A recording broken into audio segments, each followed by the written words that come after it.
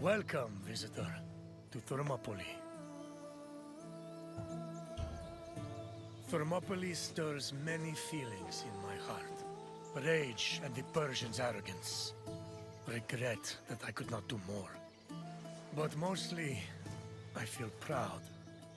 Proud of my city, and of my men, who fought to protect the very soul of the Spartan people.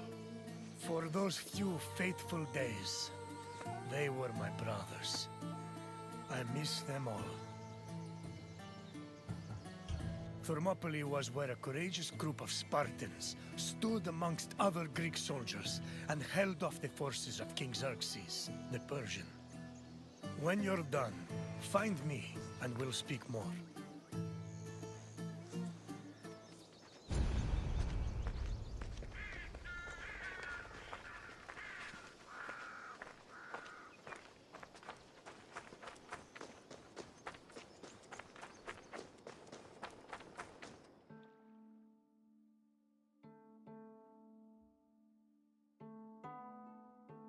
The Persian king Darius's cries of rage echoed for years after his humiliating defeat at Marathon. Even after Darius's death, his son Xerxes continued to seek vengeance against the Greeks. According to Aeschylus, Asia was emptied of all its men. Greek spies brought the news of Xerxes' imminent invasion back to their homeland. Afterwards, many discussions were had on the best place to mount a defense. In the end, the Greeks decided on Thermopylae. The area featured a narrow pass that could act as a bottleneck for the Persian army, negating their numerical superiority. It also offered naval advantages, offering the Greek fleets opportunities for flanking. 5,000 Peloponnesian Greeks set up at a fort near the entrance of the narrow passage, otherwise known as the Hot Gates. Leading them was Leonidas, a Spartan king who prided himself on supposedly being a direct descendant of Heracles. Leonidas was accompanied by several elite soldiers who together made up the famous 300 Spartans.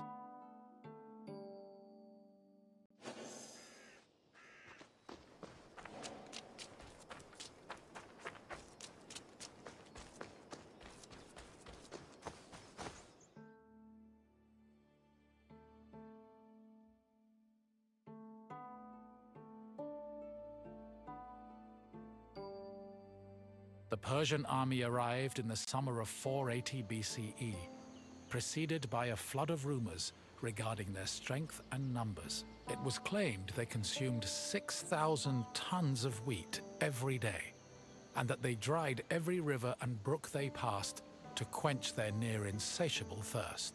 During their march to Thermopylae, the Persians faced no opposition, and in fact, increased their numbers further by recruiting more soldiers from other Greek cities and places like Thrace. According to Herodotus, the last count of the Persian fleet was numbered at 1,207 boats, mounted by approximately 240,000 men. He estimates the land army, meanwhile, was made up of more than 1 million men. The Greek forces at Thermopylae were heavily outnumbered.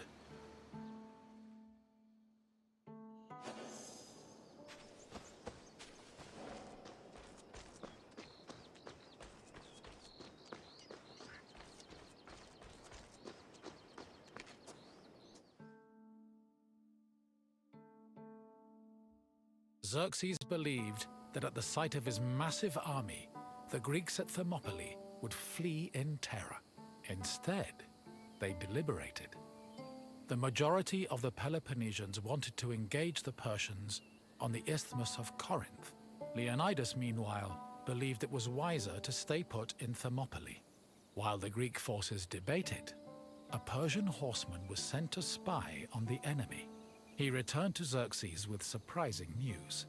Not only were the Greeks not fleeing, but the Spartans guarding the fort were exercising and combing their hair. A far cry from the fearful soldiers Xerxes expected. To increase the pressure on the Greeks, Xerxes waited 4 more days, then attacked on the 5th. The Persians faced heavy resistance and suffered many losses, and Herodotus says Xerxes leaped 3 times from his chair, seized with fear for his army. The following day proved to be just as difficult for the Persian forces, and the Greeks continued to stand their ground.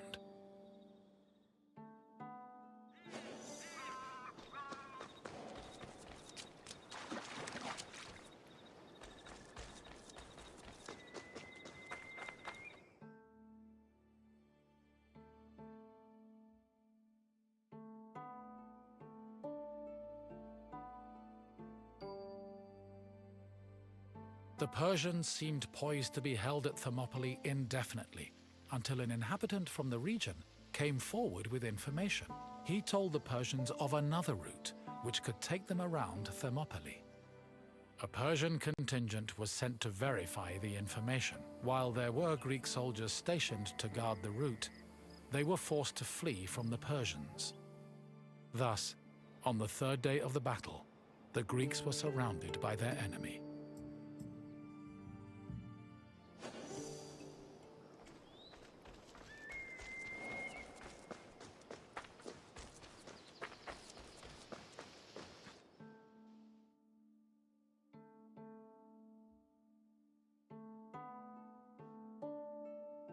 With the Persians both in front of and behind them, the Greek forces at Thermopylae realized they had 2 choices: flee to live another day, or stand and fight till their last breath. Most of the Greeks chose the former option, but some stayed, including Leonidas and his 300 Spartans. For the Spartans, dying a glorious death was one of the highest honors they could achieve. The few members of Leonidas's Spartans who did not participate in the last stand at Thermopylae felt that they had missed an opportunity for honor and either committed suicide or continued living under the mockery and disgust of their fellow citizens. The Spartans' last stand was not only for glory, though. Had they not held off the Persians, the Greeks' retreating forces would probably have been cut down by enemy horsemen.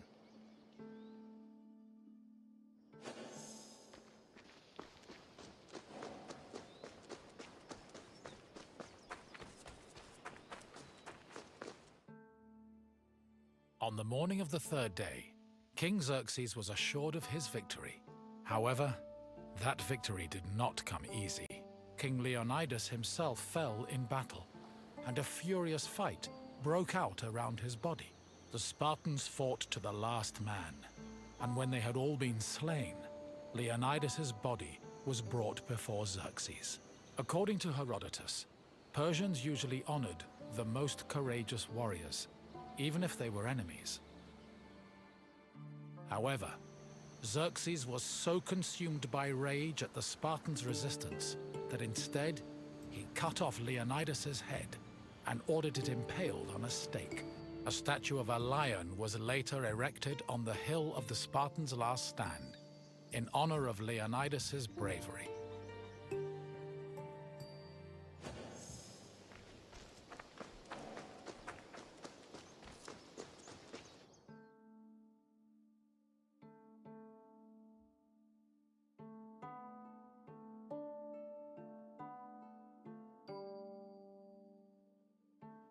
Though they were victorious, the Battle of Thermopylae shook the morale of the Persian army. They had lost thousands of men, while Greek casualties only numbered in the hundreds, and due to the sacrifice of the Spartans, the rest of the Greek army had been able to successfully retreat and regroup. As a result, even as Xerxes set up camp at the foot of Athens' Acropolis, ready to get revenge for his father's humiliating defeat at Marathon, the Persians were more anxious than confident. They were more aware than ever that the Greeks did not fear them and were ready to die defending their land.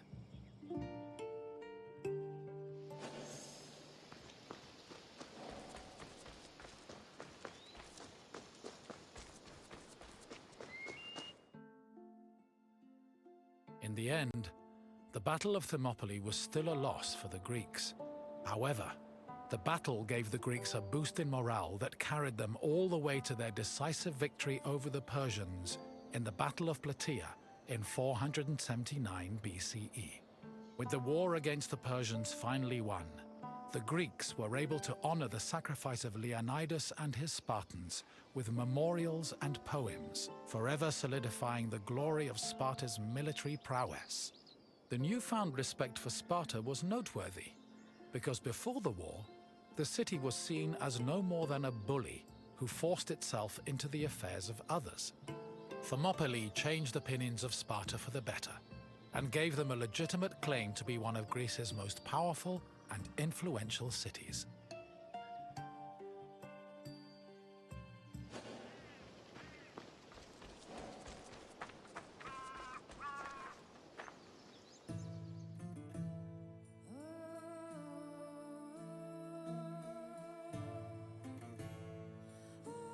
You've finished.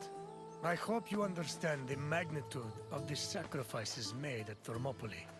Without them, the Greek people would have surely ended as a footnote in Persian history.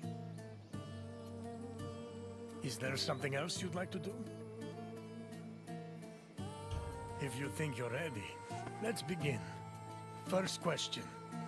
Who was Xerxes' father?